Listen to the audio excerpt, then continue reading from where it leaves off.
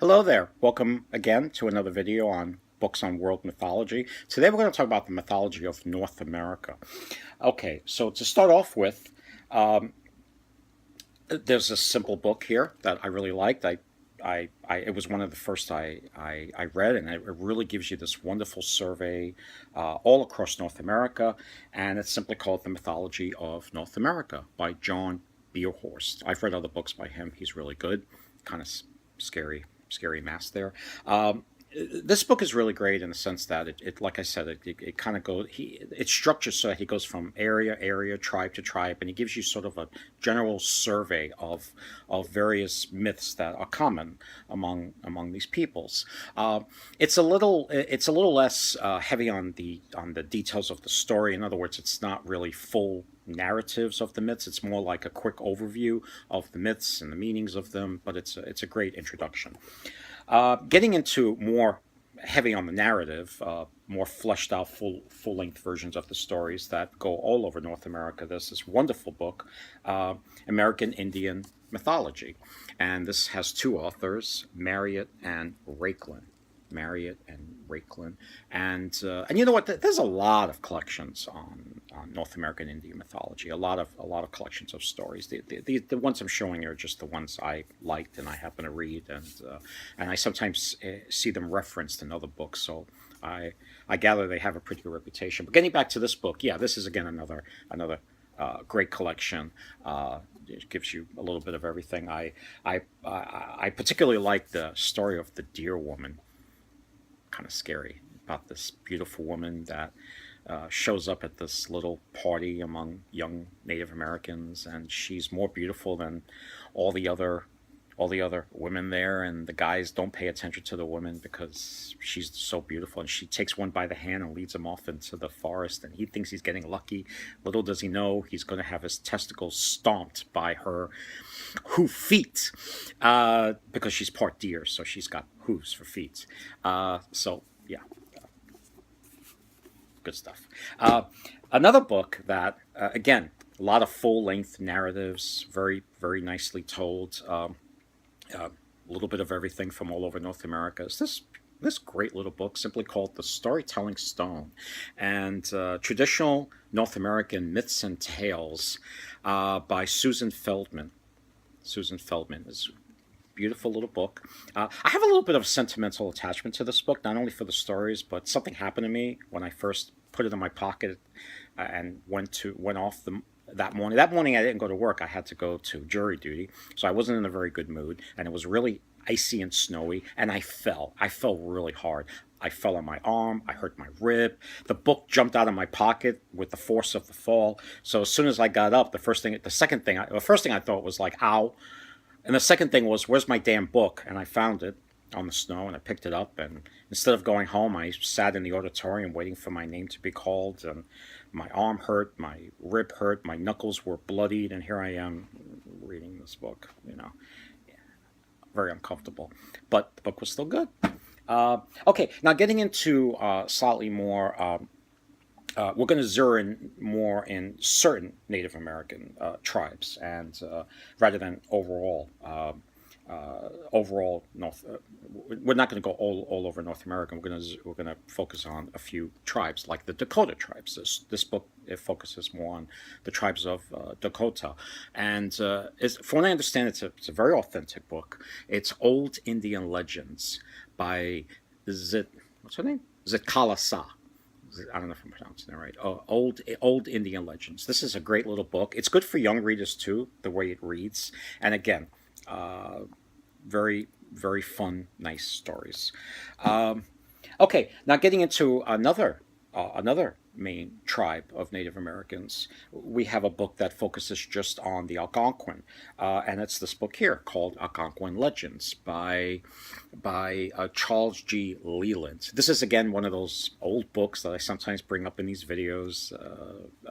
This one's by Dover, so you know it's old.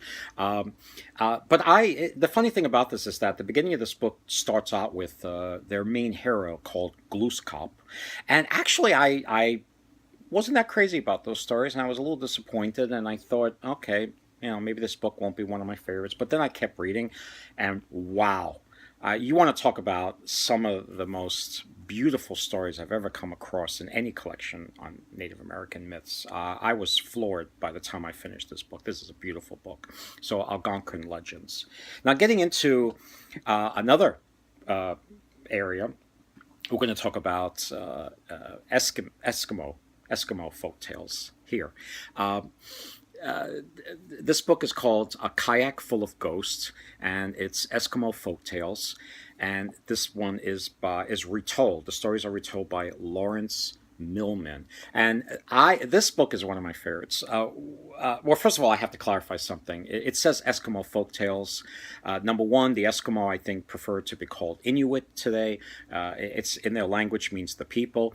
And sometimes I don't bring up books on folk tales because in these videos I tend to focus more on myth and legend. But when it comes to the Native Americans, the line between myth and folktale is very hazy. So, but getting back to the substance of this book is absolutely insane because the stories told in here, the folk tales in here, aren't adulterated. They're not cleaned up. They're not the Disney versions. They're crude. They're harsh. They're a little cruel as well as crude. Some of them are just hysterically funny. There's a lot of stories here on shamans, on which are sort of like these wizards slash priests of beliefs in among the Inuit, and so these stories are just you're going to be reading this and you're going to be like, wow, I can't believe what I just read. That was really that wasn't exactly some happily ever after story. No way. So I really like this. On the cover, that's the goddess Sedna. She's the goddess of the sea, according to the Inuit. Her hair is all crazy because she can't comb her hair because she doesn't have fingers, so sometimes she's kind of grouchy. As to why she has no fingers, you gotta read the book. uh, Now, getting into another book. Now we're going to get into two epics. Okay, all the previous books I've shown you there tend to be books on the shorter side, but Native Americans also have some book length epics, one single story that's broken into smaller stories, but they form a whole narrative. The first one is this one called the Epic of Qayaq. I don't know if you can see it. Kayak. It's not spelled like the boat. It uses Q's instead of K's. The Epic of Qayaq, and it's subtitled "The Longest Story Ever Told of My People," and this is by a Native American named Lela, Kiana, Oman. Lela, Kiana, Oman, and it's the Epic of Qayaq. And this is a wonderful story. It's basically Eskimo, and although it's also circumpolar, in other words, there's elements of this story that's all around the Arctic Circle, basically.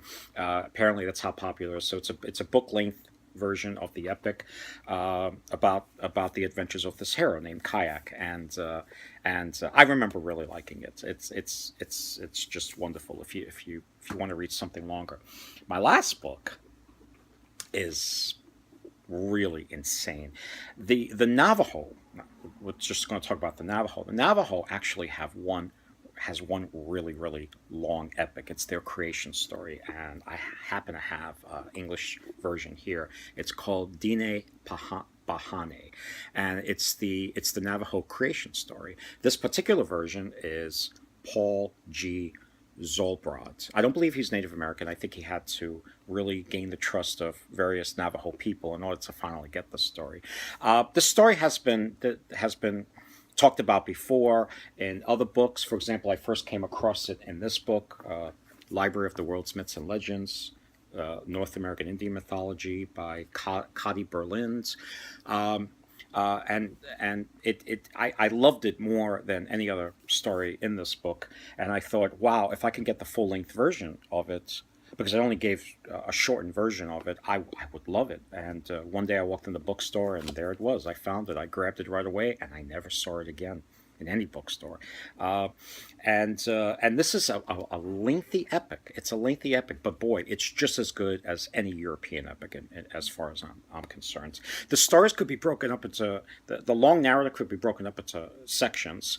For example, in a lot of Native American myths, they speak of emergence, which basically is it's believed that the universe has concentric circles or concentric globes, and we start off in the smallest one, but something goes wrong, and we have to climb out of that and poke a hole in heaven, in the sky, and come out into a new world. And then something goes wrong there, and we have to climb up, by some sort of vegetation, or I forget. It's been a long time since I read these books, and poke a hole in the sky and come up to the next world. Well, the emergence myth of the Navajo, their creation story has a lot of that.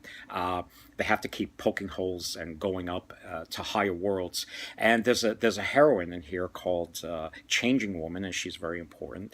And she's got two kids, two brothers that go on adventures and slay monsters and make the world safe for humans. It has stories of Coyote the trickster. It is just insane. This book, it's just something that I mean, when you think of collections of North American Indian mythology, you tend to think of short narratives, but not this. So Dine Bahane, I bought this many years ago.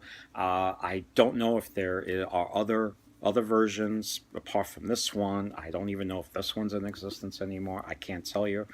I haven't been, I've been gone on to other mythologies and other books. I haven't read North American Indian myths in a while. I'm going back a long way to make this video.